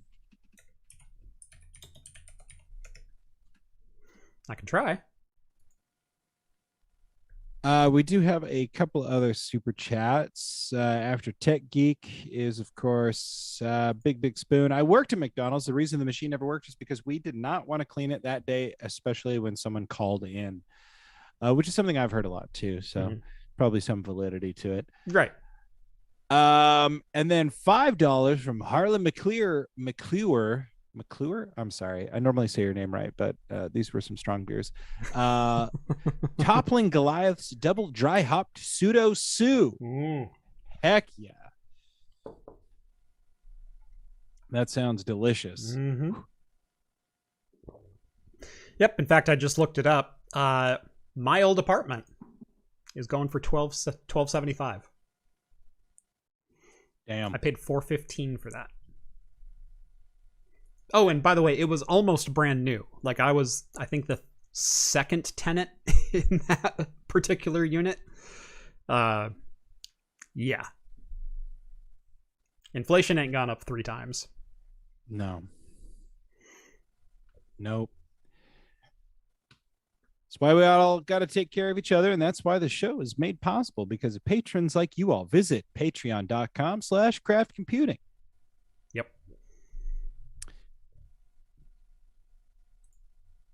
Yep. So we have wrapped up tech news for the night, and now we are winding down into the cold confines of a delicious, tasty beverage. That's right. It's time for beer news. And of course, we've been drinking beer and other things all night, but now it's time for the news, notable events, weather, and sports. That's what news stands for, concerning beer. And the first story of the night, Coors Light is ditching plastic rings, becoming the largest North American beer company to move toward sustainable packaging. Yeah. No more dead sea turtles for Coors. Yeah. I mean, look, all it took was decades of plastic manufacturing. But here we are. Meet our new plastic-free 6-pack. Yep. From Coors Light. I mean, they're always leading the way in innovative 6-pack technology because you, of course, have the Blue Rocky Mountain situation that tells you that it's cold. I mean, nobody else has that, Jeff. I have hands I can feel. But can they tell you if your Coors Light is cold enough to drink? Yes. Because if actually, the Rockies are blue, that's when you chug-a-loo-loo. Huh? I don't think that's what they say. Yeah, well, maybe they ought to call us. Maybe. I mean, you do have one good idea per day. You telling me that if Coors Light came down and like, yo, craft computing, here's a boatload of money, advertise us. I mean, when the mountains are blue, chug-a-loo-loo. I mean, that's... How do you know when it's cold enough to drink a Coors Light? The heat death of the universe. That'd be a first clue. How dare you? Everybody acts like they're too good for cheap beer. It's not that I'm too good for cheap beer. It's that I'd rather drink cheap soda at that point. Like, hey, you want a beer? Yeah, what do you got? I got Coors Light, Miller, and Heineken. Do you have like a Shasta root beer? Like, that'd be terrific. It's not that I have anything against people who drink cheap beer. It's just I myself don't like it. Your diplomacy in naming cheap beers, by the way, is duly noted. Yeah. Like I could have gone for the... I could have gone below the belt. I chose not to. Yeah, you were trying to keep the show moving. We don't need to go from Morrowind into Rainier. Like, we don't need to. Not tonight anyway, Yeah. but maybe another time. Guys, chime off if you aren't good enough for cheap beer. Or wait, if you're not too good, you know what I mean. If you're not too good for cheap beer. If you're not too good for cheap beer, you chime off in chat. Let's hear it for cheap beer, everybody. And this coming from the guy who's drinking 2 delicious and delectable craft beers in one night. Mhm. One, a delightful and dark, thick stout, and the other, a sweet double IPA. Brett, I can tell it's been a while since you've had 2 craft beers in a single sitting. Yeah, it has been. I mean, I was just telling you the other day how I'm like, you know what I ought to do? Only drink on the weekends because, boy, howdy, I'm tired all the time. And here we are. It's Wednesday. It's not a weekend. You know what's funny is cheap beer seems to be losing at the moment. No. Yes. No. Best beer, free beer. Natty Ice is good. Michelob Ultra, Steel Reserve. I mean, there's some of that, but there's life is too short to drink cheap beer. I'd rather have water. If I make it a Michelada, Steel Reserve, I'm doing cheap liquor, and yeah, I'd rather go cheap liquor than cheap beer. I do both, you know? Yep. It is what it is. Rhett is slurring. Yep. No doubt. It's not that bad yet. Not yet, no. In Australia, there's no such thing as cheap beer, just expensive and even more expensive. Well, yeah, it's Australia. See, here's the thing. People keep saying cheap beer is lightly flavored water. Might as well get a good soda. The thing is like soda's going to be sweet. It's just 2 different drinks. You can't even compare. That is true. You know what I mean? I mean, for soda, I really have 2 choices. It's either a Dr. Pepper or like a Sprite. Like, those are my 2. I'll do a cola, but I have the cola on hand, usually so it's a mixer. So I can, Cuba Libres or Long Islands or whatever it may be. Cola is usually the mixer. But if I'm grabbing a soda, it's usually a Dr. Pepper. Well, goddamn, Jeff. You got to get those 23 flavors. Dr. Pepper is the king of soda, my friends. Dang right. Dang right. It is so goddamn good. Yeah. Name a meal that isn't brought to life with a cold Dr. Pepper beside it. Yeah. I mean, look, you want a working man's lunch? A nice cold cut sandwich and some potato chips? By golly, throw some ice in a glass and crack a cold Dr. Pepper. You want something a little bit more robust? I don't know. Maybe you've boiled some water. You got some pasta in there, some tomato sauce. What are you even talking about right now? Dr. Pepper. How did we get to pasta and tomato sauce? I'm just really meals that confused. are enhanced by Dr. Pepper. Oh, okay. Okay. I said cold cut sandwiches with potato chips. I heard that. Well, okay. I was just getting a little into my storytelling. Okay. Well, reason I pulled you over is you were weaving a bit back there, right? Yeah, I mean, I took a detour at boiling pasta and tomato sauce, but I would have got to my point if you didn't interrupt me. Officer, I swear I've done this a million times. I would have gotten where I was going. Oh my God. Colin says Dr. Pepper's overrated. I would like to know what pop you'd prefer, my man, because it is overrated, but for a very good reason. The thing is, I usually don't drink soda with food. I prefer not syrupy sweet things with food. If I'm gonna drink, like I'll have a craft beer that pairs with it, an IPA and seafood or a stout and burgers or, things like that. Most of the time it's like sparkling water or tea or, heck, even Gatorade or cranberry juice or lots of things like that. Like I don't go super sweet when I'm eating. If I'm drinking a Dr. Pepper, it's because I felt like having a Dr. Pepper, and that's the only thing in front of me. Maybe that's just me. Yeah, fair enough. Fair enough. You want to get through a good build, you know? Yeah. Lay down that Dr. Pepper. Keep it clean. We do have some other news to get to. I'm going to jump past the next two beer stories because we've only got 15 minutes left. Let's start with the last one first. The very last one. Oh, sure. Let's start with Epic. Let's start with Bandcamp.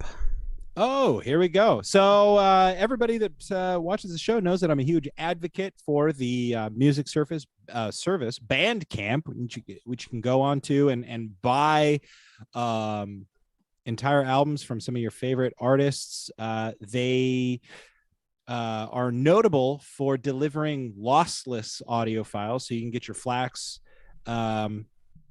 And what's great is that it's really a great platform for indie artists because they can keep like generally up to like 85-ish% of all purchases.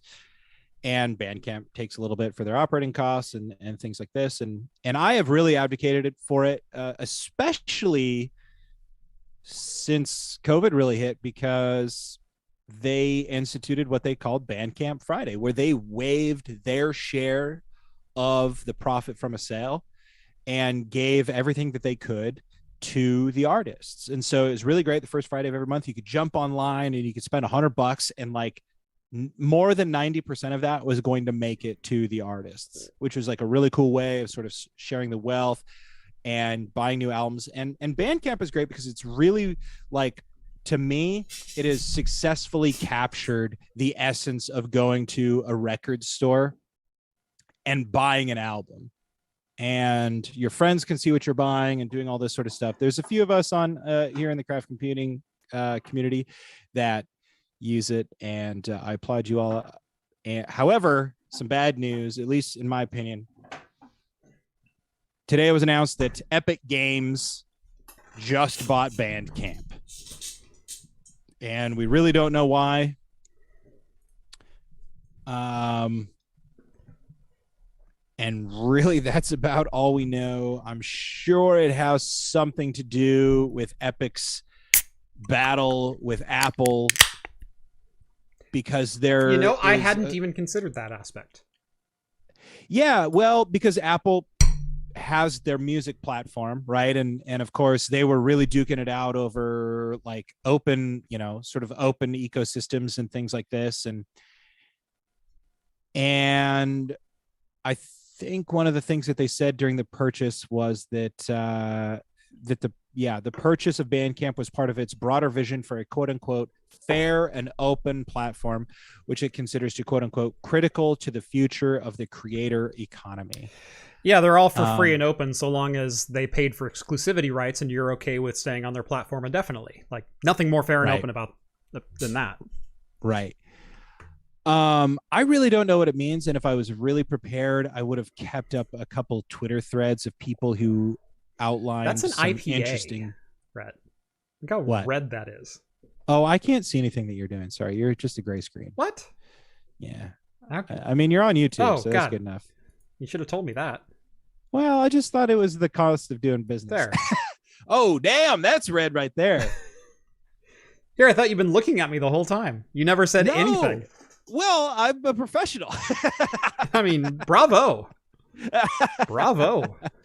Yo, I'm a podcaster, so I got voice in my ears. I'm all there. I don't need your face, What's funny is I even turned my camera off for a second there to go get the beer out of the fridge and just put you on full screen and went, okay, cool. He's got this for a minute. I'm all on board. I have no idea. I've just kind of assumed that you're doing your thing, and I'm trusting that I wouldn't have gotten up and left if I knew you couldn't see me. Oh, that's funny. That's hilarious. That beer looks delicious. Anyway, second beer of the night, Trinity Ipa. Rhett knows all about this one. This is also from friend of the channel, John J. This is from Providence, Rhode Island. It is 7.8%. And oh man, is that a deep amber color for an IPA? He says it's a copper IPA. Copper IPA. Oof. It looks like it. Definitely. Should I taste pennies? Ooh.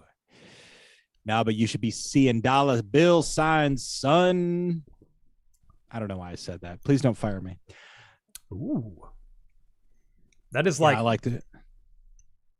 That's like That's a good one. barley chewable on the back end. Wow. That's unique. That's a unique IPA, and I don't mean that in a bad way. Like, it's just got a different flavor profile entirely. I like it. For sure.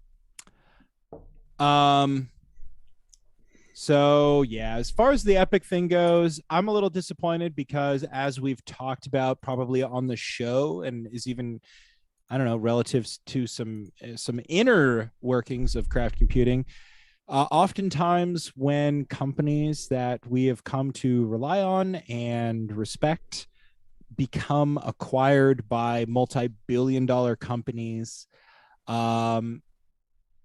they typically move away from the practices of which we've come to sort of rely on and respect and depend on. Yep.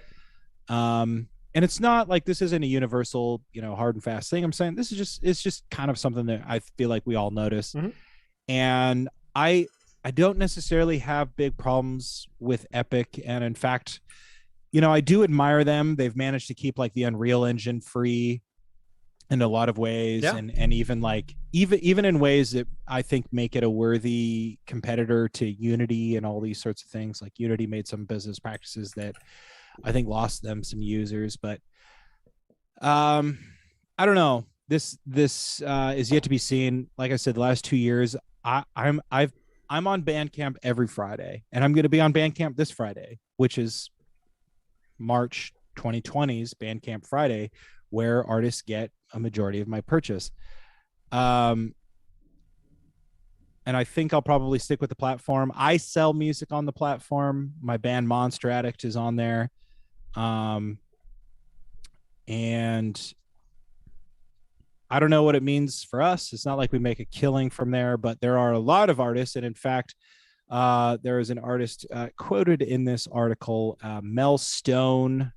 I don't know them, but they seem to be a successful indie artist. And they say, honestly, this sucks. Half the money I make off music comes from Bandcamp. And even if things are fine for the next few months, this can only go in worse directions. Patreon plus Bandcamp plus touring offer pretty much the only viable path to solvency as an independent musician. Mm-hmm. And even if one of those gets seriously fucked, the whole thing crumbles. And I can say that because it's in a quotation. That's right. It was a direct quote, so I didn't bleep it.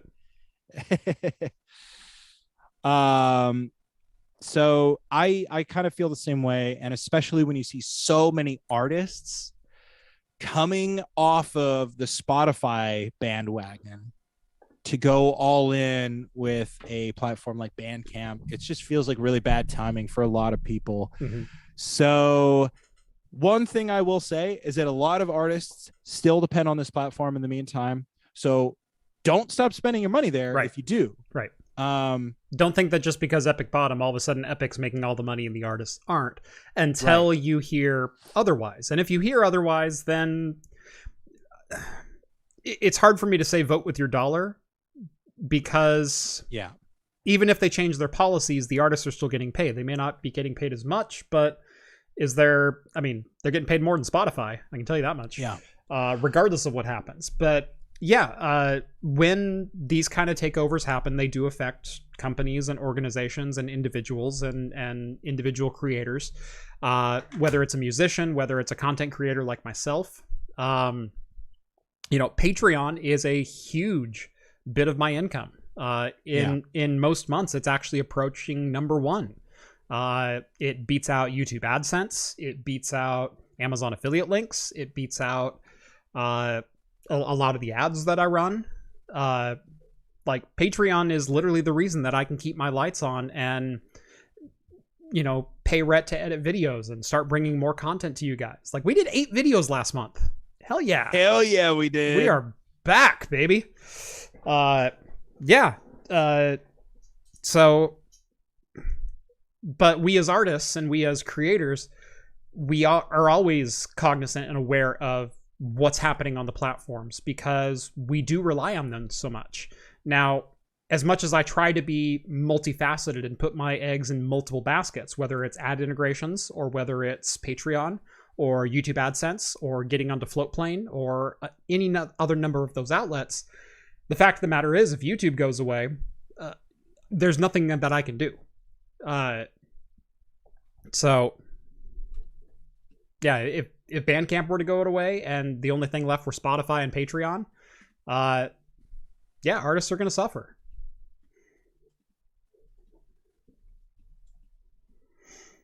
Yeah. So anyway, I kind of say, leave it to the artists that you're supporting to sort of direct you to what best serves them. And if they, in the meantime, it's definitely going to still be Bandcamp and things like that. So, don't necessarily pull your support just yet, but kind of keep your finger on the pulse, watch for their lead. And if they say, well, the best way to support me is by sending postage to my PO box and I'll send you an album, then that's going to be, what best supports them. And then maybe you can drop Bandcamp or whatever you want to do. But, or if they suggest some other streaming platform or something like that. But in the meantime, a lot of them have forsaken Spotify for Bandcamp. And it's like, if you're enjoying what these people are putting down, like we gotta kind of hold the fort a little bit. Yeah. So, but who knows? It might not be a bad thing. I'm not necessarily holding out for that, but time will tell. Wait, you're paying rent? Yeah. Beer ain't come free, baby. Yeah. There's a reason he's drinking better tonight than any other night. Ain't no Rainier on this shoot. Yeah, Jeff promised me any month that we hit our quota, I get delicious craft beer. I got numbers to hit, man.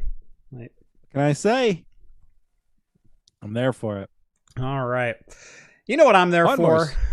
Yes. I think I do know. I'm back, baby. Yeah. And that's the reroll. That should be Bender's new slogan.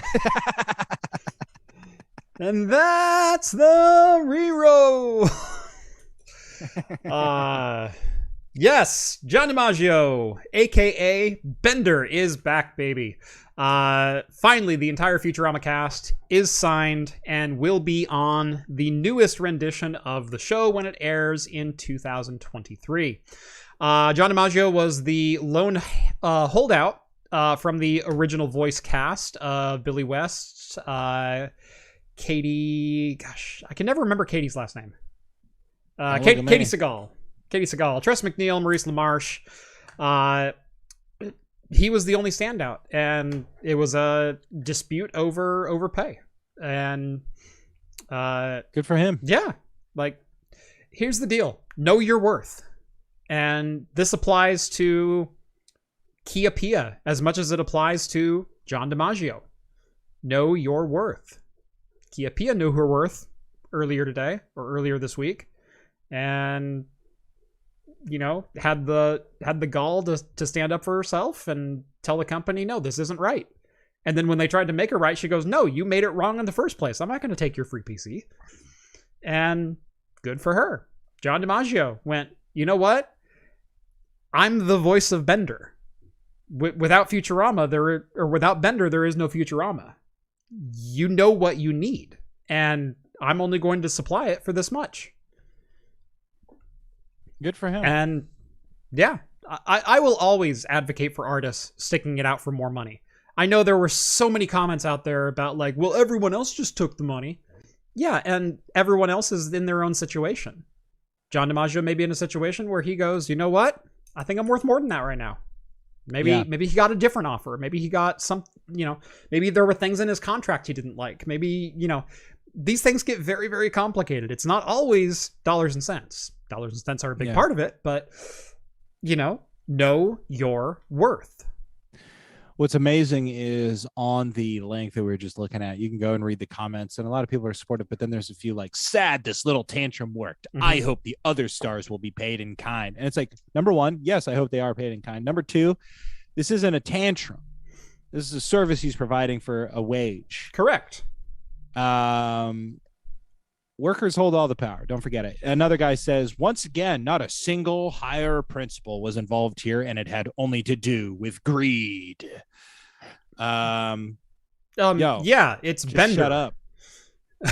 Like, Yeah, he goes on to cite all of the actors' net worth. Who cares? It This allows us to see why no member of Hollywood is qualified to lecture the rest of our nation about pay equality. Let me repeat this so that even you unicorn-eyed liberals can understand it. Where in the world are you reading this from? Are you just pulling comments from down below? Go to the link that you were just on. Yeah. For I see. Okay. Yeah. There's some gold down there. Yeah. Because I knew that the moment. Oh God, it's a discuss board. Oh God. Yeah. I feel dirty now. Yeah. I need a shower. Only dorks comment on entertainment EW.com discuss boards. Yeah. But yeah, I say know your worth to everyone for everything. He made this entire thing a publicity stunt using the internet. That's a tantrum. I stopped doing PC work for my family because I was being treated like crap. Yeah. True story. Naturally, man. Like, I don't do that work anymore because I would go over for Thanksgiving and I would spend Thanksgiving answering tech questions and not enjoying Thanksgiving with my family. And it's like, I don't expect, you on your day off to lay down a new floor for me while I go sit down and watch football. And that's what you do for a living. I want to come home and I want to enjoy myself. I'm not. Hell yeah. You want to pay me? That's a different conversation, but I ain't working on a holiday. Like, no. Know your worth. Well, it's amazing how much a little bit of financial incentive really clears up the calendar. You know what I mean? It's like, oh, okay. Well, suddenly I'm motivated. Let's go. Probably 80% of the people in my chat knows exactly what I'm talking about when it comes to going to a family get together and not being able to enjoy it because you happen to be a computer tech. Dude, you don't have to answer them. Hey, you know what? Today's my day off. If you have any questions, maybe we could schedule time. I can come over. My rates are $50 an hour. Like, I'd be happy to help, but and it's this weird thing. It's this weird dichotomy with people in the IT industry that people think that they just do this thing as a hobby and they'd be more than happy to help you. My father-in-law told me a story and I'll never forget it. And I think we'll end the show with this. My father-in-law is a painter. And I'm not going to disclose where he works, but he's a painter. Not houses, not cars, but something. He's a painter. And he had taken a second job at a pizza place. And the manager of the pizza place said, I want you to come in on Saturday. And on Saturday, you're not going to be delivering pizzas. We're going to be painting the building, and I need you to paint the building. And he goes, no, I'm not going to do that. He goes, well, why not? He goes, because I'm a professional painter. I paint for a living. This is a second job. This is just, subsidy income for me. If I was going to paint on Saturday, do you know how much money I would charge? I'm not painting your building. You can find someone else to paint your building, or you can pay me what I make at my other job painting. Yeah. But I'm not going to paint your building. And his boss said, you know what? Fair enough. And that's an example of he knew what he was worth. I'm worth more than the $5 an hour you're wanting to pay me that normally I'm delivering pizzas, but instead you're now asking me to do my trained profession for the same wage. Nope, not going to happen. Yeah. Yeah, take that. If there's one thing you take from this show, it's that don't screw over your giveaway, people. And you know what? Value. He only had like 4 subscribers, and good for him. Know your value, folks. Y'all are worth a lot more money. We're letting the top 1%ers siphon away our wealth, our futures. If you paint, don't let your second job force you to paint on a Saturday. No, sir. Right. Yeah. My brother-in-law is now an electrician. And before it was I could ask him a couple of questions. He's an apprentice or whatever else, and like, hey, I'm wanting to extend this light socket. Do you think this is a good idea? Yeah, that's probably fine. We're looking at doing some studio renovations, and a lot of that's going to be electrical. And I told him I would like your opinion on some of this, and you let me know what you want, money-wise. Like, I want you to do it, but I'm going to pay you, and I'm going to pay you well, because I hated getting roped into those things when I was in that situation, and I'm not going to do that to anyone else. So, yeah. And neither should you. Jeff, I think Kia Pia is here. Really? Yeah, I don't know. Like, what? I think so. Yeah. Oh, yeah. Kia. What up? What up?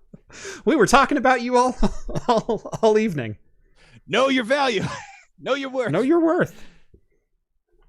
Yeah. Good to see you. You'll want to check into about the 30-minute mark when this goes live, because, we talked a lot about it. And by the way, good for you for knowing your worth. Hell yeah. Well done. Well done. Yo, Skull's saying that this might not be the real one. However, I think I looked it up and they've got 3,500. How do you know, though? Look up the name, Skull. Yeah, I don't know. Here, I'll send it to Skull. It was only 1A. Yeah, I know. We'll see. I don't know. Maybe not. Whatever.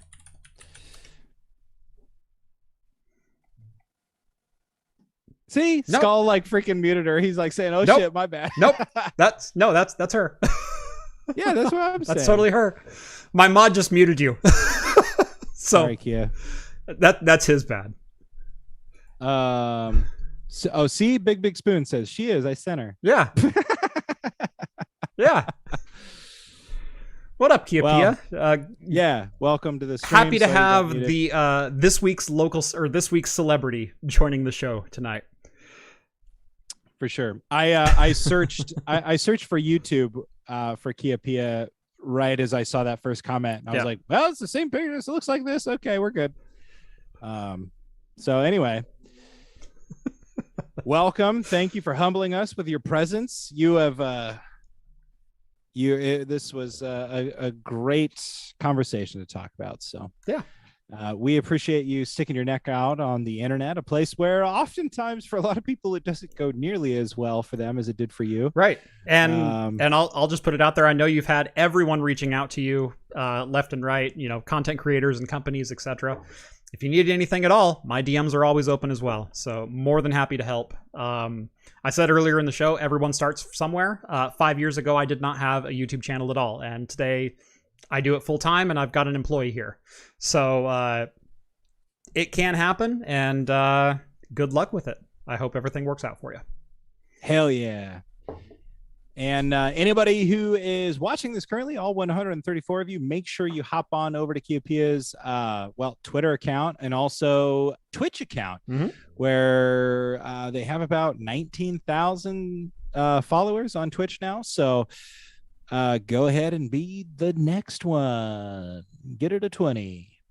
There you go. That's my radio voice. Yeah. She has more Twitter followers than me now, which I'm kind of pissed off about, but that's it's fine. It's fine. Whatever. Everybody has more Twitter followers than me, and I've been on this hell website for like a decade now. So anyway, thank you all for watching Talking Heads here on Craft Computing every Wednesday night at 8 p.m. Pacific time for the latest in beer and tech news. Follow me on Twitter at Craft Computing. Follow Rhett at Rhett is Awesome, or at Game Devs Quest, or potentially at Craft Computing if I ever give him access to the social media accounts. Probably won't. Anything you'd like to plug? Anything you're working on besides Craft Computing, Rhett? No. Well, you know what? Go check out my Dungeons and Dragons podcast. We're called In at the End, INN at the end. And we're having a lot of fun over there. theinatttheend.com. And you can always find me on Twitter at Red is Awesome. There you go. Make sure to like this video, subscribe to Craft Computing if you haven't done so already. Hit that thumbs up button. I already said that. Cool. Join the Patreon, get access to the exclusive Discord server, hang out with myself, John, Rhett, Steve, all the hosts from Talking Heads, and take part in the awesome community that hangs out over there. And as always, we will see you next week.